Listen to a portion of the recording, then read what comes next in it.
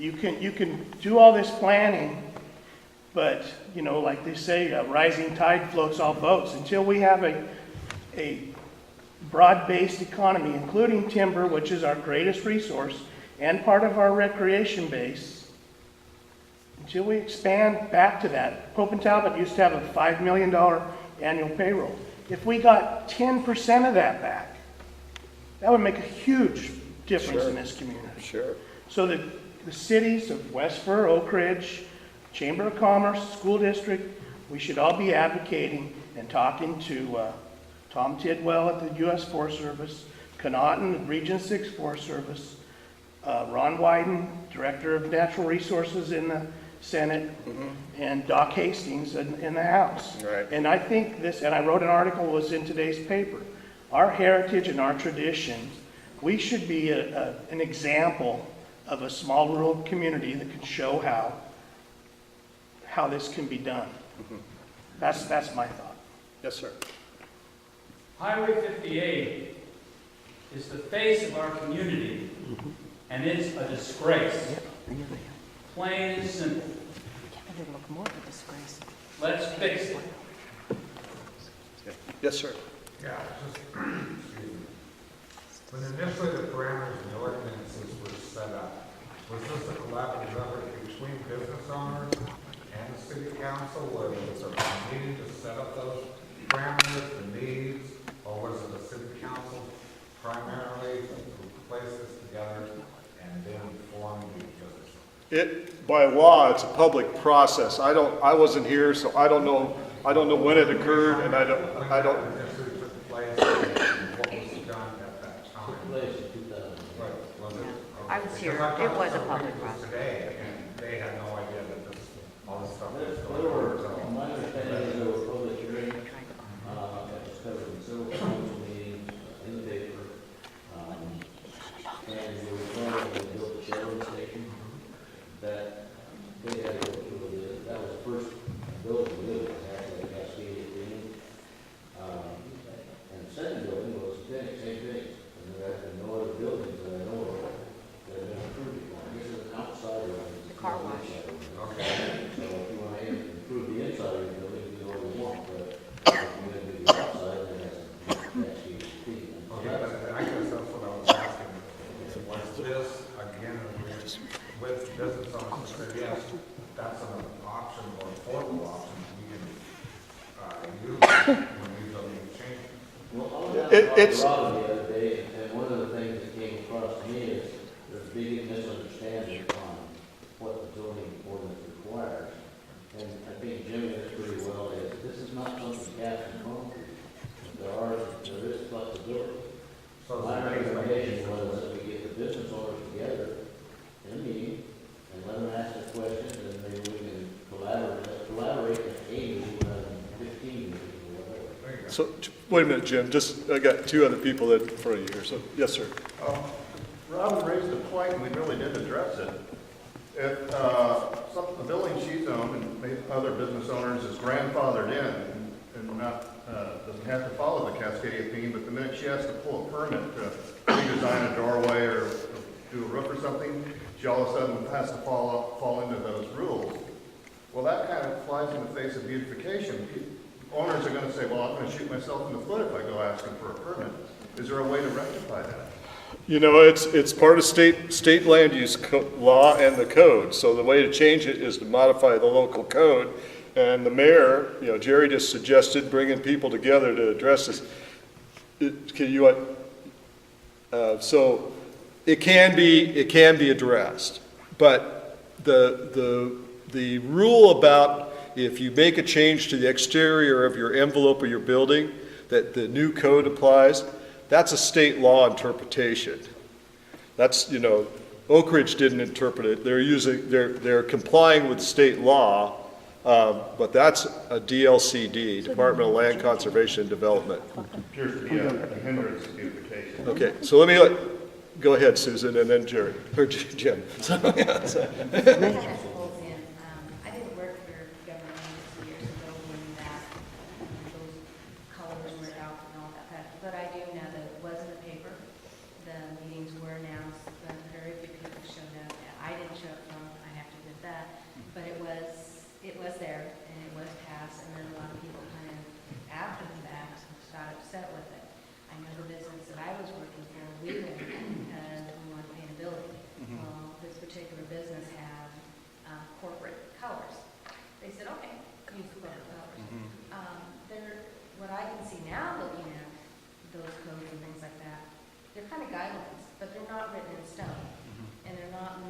to prohibit a business from replacing a roof, because obviously the safety factor and for the good of a business to replace a roof. And I think the planning commission is gonna look at that and try and work with them. They're general guidelines to keep things in an orderly fashion. And some people like that, some people don't, because a lot of people don't like the cookie cutter thing. Right. But there is some variances to that to make it personal, and I think the pocketbook is probably going to be considered too. Sure. when those decisions- Sure, we want to retain our businesses, so, yeah, Jim. Well, going back to St. Vinny's, when they came to us to redo that building, there were many things that did not fit the criteria. Window size, roof dimensions, roof shape, roof everything. The block. I mean, there were so many things. There were at least 10 variances that we would have to have given on that. We were able to narrow it down to 5. And we have the structure that we have today based on that. Because we took the overall picture, the overall benefit to the community, and then developed what you have today. There were some things that we had to stay within the structure, like the awnings over the front windows. They wanted to kick those out, and we forced them to keep those because that adds to the building. It would have been just this generic bland looking building. So it's not etched in stone. We're not being stormtroopers here and telling you what you can do to your building. But there have to be some guidelines in any government, in any community, of what do you want your community to look like. And this is where these have been created. It has gone, like I said, the process is go through the planning commission and let them help you work through the process of what is going to be acceptable. But you had something you wanted to say? Go ahead, and then you, ma'am. So- Could you tell me if this colour palette will apply to franchise businesses on Highway 58? Does that code apply to franchise businesses? Yeah. Yes, applies to everybody. Okay. So, I don't know. Using that example on what you just said, because I mean, you're the guy that's You're the telling expert. us, you're the expert now. Let's just use sisters, because I don't agree with you. Sisters, Sisters. I'll get, You know what I'm going to say? McDonald's. McDonald's. McDonald's They went would through not exactly the comply. They burnt it down. that was a And then it was vandalism thing. yeah. rebuilt under the code. But the process that Jim just described was exactly the process that they went through to get their variances so that they could go in there. The community didn't want fast food in Sisters. Were you living there at the time? I worked there. Okay, yeah, so you remember that too. But the vandals came in, burned that down. That was, who knows, I don't think they ever convicted anybody on that. No. But they built it back per the specs that the planning commission approved, and it's in compliance with the code of the city of Sisters. So you're telling me that McDonald's here on Highway 58 and Le Schwab and all of those and Dairy Queen, they're all going to have to comply? Same rules apply to them. Under the law, I mean, there's Well, about the local colour there's local flexibility to adapt the codes. You interpret your own codes here through your planning commission, but they have to come through the same process. Can we get back to the strategic plan? Sure, yeah. Let me ask a question. You wanted to say something. Let's go ahead. All right, strategic plan or not. If St. Vinny's, which I believe everybody knows has been a big asset to this community, had said, we don't want to go with that, we think we'll find another town. Now, which is more important, those little things over the windows or St. Vinny's in this town? Which is more important, the business or the look? We had to take that into consideration, understanding also St. Vinny's, they're not going to come to some place that they don't want to be at. So we had to take all this into consideration. We're not saying we're going to get rid of them just because, well, we're going to stick with this, damn it, and that's just all there is to it. But there have to be some sort of guidelines here. In any civilized society, there's got to be guidelines. And this has been adopted. Is it cut in stone? No, it is not. Local flexibility, I mean, you've got the ability to interpret locally your own code. So there's what I perceive as Cascadia design, you may perceive totally different. I mean, and there's room for differences of opinions and different interpretation. Yes, ma'am. I have a question, something that he mentioned earlier about the thing about the grandfather in. Ma'am. Okay, let's say, for instance, like somebody came and busted Robin's front door down in a video store. Now, she wants to replace that door, but she wants the same type of door. Now, does she have to put in a totally different door, or can she put in the same thing? I mean, that's what, you said, they can still, as long as they don't change the door, they can. So that's why I'm asking the question, that's the way I understand it. That, you know, if I was your city planner, I would tell you to go ahead and just replace the door. Yeah, but I'm not your city planner, so it is a city interpretation. Yeah, so, you know, I assume that, Louis, you probably perform that role as the city. Yeah. So let's get back, let me ask you a question. Some of the standard tools for beautification on Highway 58 would be an urban renewal district. How you guys feel about that? What that means is that the city sets up a district, 58, and I'm not advocating this, I'm just trying to get this information for council's purposes. And the property taxes that are collected are put into a fund, that is the Urban Renewal Agency Fund, the city's portion, and it is used as either a low-interest loan or loan grant combination for business beautification on 58. Anybody here support that? No. Okay. Yes, ma'am. Do you have a question?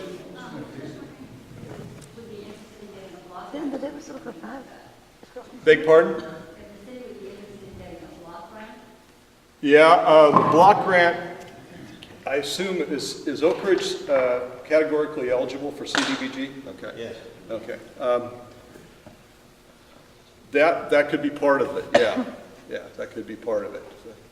So, but I didn't get a rousing response there. So let's come back. What I'm seeing is two things that probably are potentially viable on the 58 is a committee made up of downtown business people that address the impediments that you perceive to your business operation. And I've got one. I'm the president. there is Yeah, a, Highway United Businesses at 58. it would be, is it set up, who set it up? The city set it up? That's nothing to do with the city. It's the businesses of Highway 58. Yeah, It's what I'm private. talking about is. That we go to the council if we've got problems, or whomever. Well, or I'm suggesting a committee that is a collaborative committee that you could work together where the city could chase specific grant dollars that the downtown or the Highway 58 corridor committee felt like was necessary to make the improvements to the corridor. Can I say something about the grant dollars? Yeah? They got a grant here a few years back that was supposed to help the businesses all on Highway 58. Well, only certain businesses got that help and the rest of them were left out. Yeah, part of that comes back to the block grant that she talked about. You gotta meet certain income requirements, which means you can't have much income to qualify for that assistance. Well, one of it was Les Schwab's. They paid half, and Les Schwab paid the other half of the bike. And it was supposed to help all the businesses on 58, Yeah. and it wasn't. Yeah, without knowing the specific grant and the circumstances, I can't really address that. Yeah. We work with a lot of grants, and there are categorical eligibility requirements for most grants. But there are some grants that are more general application. And so how do you feel about a collaborative committee, rather than coming to the city council with the problem, address it up front and try to work through some of those perceived issues before they become problems? I will make a statement. I have a business on Highway 58. Mm-hmm. I have two, actually. And I have tried for the last several years and pushed for beautification. When I first came here, I went to a course where the ex-mayor was there. I was asked a question. What did you find? What did you feel like when you drove through Oak Ridge? I said, I just wanted to keep going. It is a dump. That highway out there is an absolute dump. Mm-hmm. We as business owners have tried. Okay. But as business owners, We are suffering. Don't give up on us. It's not because she doesn't even own the business, she rents it. We have tried on Highway 58, Okay. and again, we still have that split down the middle. Well, Uber at the top, let me- Highway 58, that's just proved it. That's just proved it. Okay, ma'am, go ahead. Yeah. Okay, we're not here tonight to rehash the past, we're here to determine the future, so. I'm going on with I it. don't see where there's wasting time going over what happened, we need to go forward. Well, that's why my question was, is there an opportunity for us to suggest to the council an approach that might be supported by all folks? I didn't get much feeling that there was, yes, ma'am. Well, Mr. Goy said he has paint. I'm ready for the paint. I've got 3 businesses who let me paint. Okay? So I'm ready for the paint. And we'll be my 3 businesses. Yes, sir. But we need, okay, well, this isn't the place to discuss Yeah. this. Yes, sir. I guess to get to the future of this has been going on for several years. There has never been distinguished exactly what. There's been ideas thrown out. Let's cut it down to a 3-lane highway. Let's make it a 4-lane highway with a divider in the center. There has been no discussion on that for quite some time until tonight on this thing. I disagree with a lot of the theories that they had. I agree with a lot of the theories they had.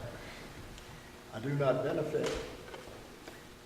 The city does not benefit by cutting off a portion of that highway where you don't have crosswalks, you don't have people driving across that can get from one side to the other without going one end of town to another.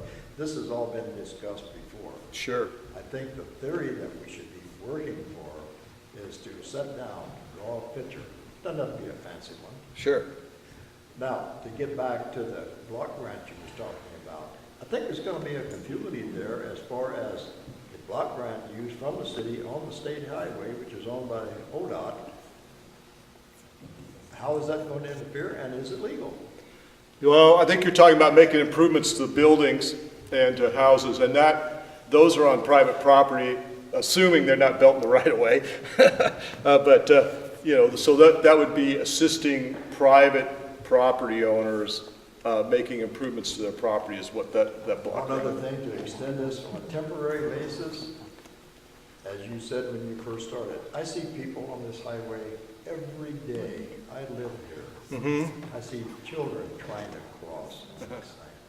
What is wrong with painting some crosswalks up there? I think that's a doable thing. I think that if the citizens of Oak Ridge ask the council to advocate with ODOT to get designated crosswalks delineated there, maybe with a self-directed, where if somebody pushes a button and then the light goes on there, that I think it can get done eventually. That is in process. We can't push them. Yeah. But, They push us. We don't own the highway. but We can do all we can do, and we are in process, and Jerry's been involved in this process for the last several months, and there is discussions about what can be done and what would they like us to see done, and we're talking about crosswalks at 2nd Street and Rainbow, I think it is, specifically, as a starting point. You've got a half, 3/4 of a mile difference between those two. But again, That's not even logical. we don't have control over ODOT. We have weeds growing up the sidewalk, but you have to have a permit. I'm not allowed to do it. I cannot take a rake, well, I do after dark, but I can't take a rake and move all those weeds on the highway. You have to have a permit. yeah, Jerry, go I ahead. think that folks here have kind of lost track of what a strategic plan's all about. It's not Didn't even know what- dwelling in the past. It's not dwelling on things we haven't got done. It's looking forward to see what we can get done. And how we get to go about doing that by these are some categories, addressing which of those categories is the highest priority. And I can tell you that I've been in discussions with ODOT, and Rob and I were at the ACT meeting last night, Area Commission on Transportation, and ODOT is very aware of our situation up here. Those crosswalks cost about $100,000 each. They are programmed out right now to 2015, 2016. We're pushing to see if we can move that forward a little bit, at least to get what you're suggesting as far as something in the meantime on a temporary basis until we can get a permanent solution. But it's not like we're just sitting on our hands. We are doing some things, and we're trying to resurrect a few things that have not been done, and we hope to get done, and that's one of them. Jerry, I cannot comprehend $100,000 for painting stripes across the line, put a sign up on the side crosswalk. Well, you're talking about ODOT. Ride down that road at 35 miles an hour and see if you can see a white striped line down there, and you won't. That's a And I can reasonable tell you sign. right now, what we're talking about is lighted ones, like you were talking about, our pedestrian control. Yeah. That way, you don't have to worry about somebody getting in the middle of a crosswalk that nobody can see and running over somebody when you can put some lights or something. That may be what we have to do, Tom. We may have to go to something less exuberant, but we're hoping we can get something anyway in the near future. And that's our goal anyway right now. The near future for ODOT is, like I say, they're out to 16 on all their projects already. There's 4 projects in this area, none of them are crosswalks. Well, you may have remembered when the economy went in the tank, the legislature in their wisdom decided to accelerate and take a bunch of highway reserve funds out and expend them very rapidly, so that shifted everything into this delayed model, so that we, the gas tax that normally funds our highway funds got stripped out and has to get refilled before they can start doing more projects. That was the legislature. That wasn't the city council of Oak Ridge or anybody else. I think that the mayor's comments are really important. What the city council's trying to do here is set a direction for the next 5 years and come up with procedural steps that are acceptable to you as the citizens of Oak Ridge. We're trying to find a way to get this stuff done and do it in a way that has broad support in the community. So, Susan, you wanted to say something. So, One thing I noticed about your plan, everything's connected. It's kind of like dominoes, you get one thing going, things move. When you look around that bridge, one thing that I mentioned this earlier, one thing that the city doesn't do that every other city that has a river running through it has done, is they capitalize on our river, let's get people to stop. You get people to stop, and then they might spend some money. Businesses would have more money to do beautification or to fix a roof if they get more people to stop. It kind of is all connected. One thing also I think you've seen here tonight is there are certain groups that have definitive opinions about how things should work and how things should look, and that you're never going to get everybody to be completely happy. sure. In that part, when you're talking about recreation, I think we need to be careful that we don't focus on just one aspect of recreation. We have a lot of trails, but if we were to focus solely on saying, oh, let's bring horseback riders to Oak Ridge, we're going to offend people who say walk, they don't want to step in the pile. If you've got, up on Huckleberry Fence, you have an ATV park. But if we focus on ATVs, you're going to offend people who ride horses because they're not. I think we need to focus just on the trails, and as a city, stick with just that trails, because everybody has an interest, and every one of those interests are as important to them as the guy sitting next to wants to do something different. Okay. If we focus on one thing, I think we're going to lose people coming here. We're liable to lose businesses, because if you are solely promoting horseback riding, the ATV guy that maybe sells, he's not going to want to put a business there, because they kind of consider it. And since you have, as you've seen in our community, you have people say, we only want this or we only want that. I think when we start promoting this, we need to be very careful. We don't put all our eggs in one basket. In years past, the eggs got put in one basket. It was timber. If you had 35 years ago asked anybody out in Hope and Talbot and tell them, hey, in 2013, there won't be a mill here, they would have laughed at you and probably Sure. a beer can. But here we are. So I don't think we want to, I think we need to be really careful that we don't put everything in one basket, because, 10 years down the road, it might not be popular anymore. Rollerblading, for instance. It's kind of gone with the wind. It used to be everybody rollerblading. So I think when you start looking at that and how they connect to jobs, we need to find something that we can maintain no matter and tweak as time goes by to what the next fad is, and try and keep our city and those jobs here. One of the things that I saw in the report, it said track Weimar or track Walmart. We're never going to get that here. It's just, even when the mills were open, and I know they're caring for Weimar, I can say that, but we were never open to it. We don't put their business model.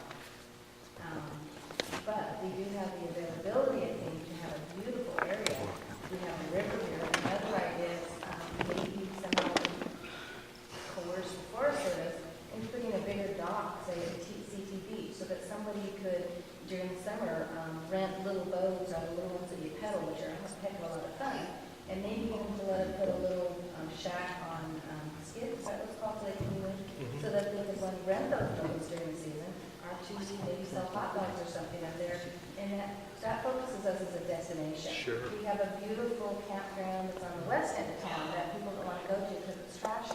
And we get the Forest Service to clean that up and then get the police to make circles through there so people aren't throwing their garbage, so people aren't, hanging down there and doing drugs or something. Because we have those things here. And why don't we capitalize on what we do have, because that will bring more jobs in the long run. I think that's great. I'll get you in just a second, okay? Okay, on recreation, you had several things that came up.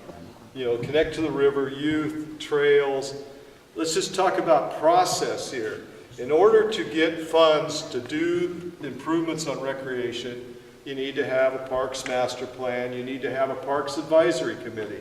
You need to have citizens that are willing to participate in that process. And it's a painful, drug-out, bureaucratic process, as several of you know from personal experience.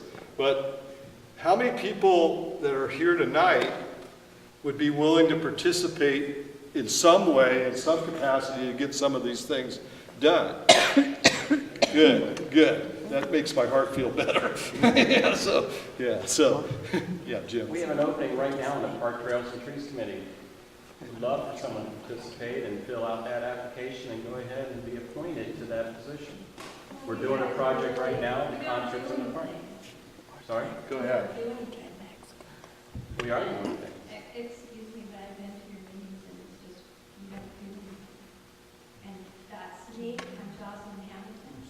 And I'm saying that in Oak Ridge, there are people here that want to do things beyond government. I know people that would go to the lights at Chevron Station and help people cross the highway for free. We're too dependent on government. And there's a lot of resources here in Oak Ridge. And you need to capitalize on the people here, not government. We don't need the government or the Forest Service or the police department or the city of Oak Ridge to come in and help us. What about when your house is on fire? When my house is on fire, I got a hose and I got neighbors. Okay. I'm Yes. saying that that's important, that you're forgetting the overall Well, I would. resources of Oak Ridge, which are the people, and a little bit of them are here, and too many people are being told, well, you need to come up with money for us. Money. We're talking about. And y'all get up and leave, Mike. Do you forget where we came from? Did you forget England? Have you forgotten Parliament? People have passions, and they talk about what they feel. Okay. So I would encourage you, if you don't think these committees do something, then volunteer to be on one. Is what I would say. No, I don't have Yes. They're just pointless, because Well- it comes down to what business is in town that's gonna make money. And I'm saying that there's an underlying current of people here in this town that will help this town move forward beyond industry and money. And Well, I appreciate what you just said about people. I agree with that, but I think the attitude that you just conveyed to these folks is that you're not part of this. Like to hear what you have to say, and so they leave? I mean, that's just funny. Okay, let me go ahead, Matt. Okay,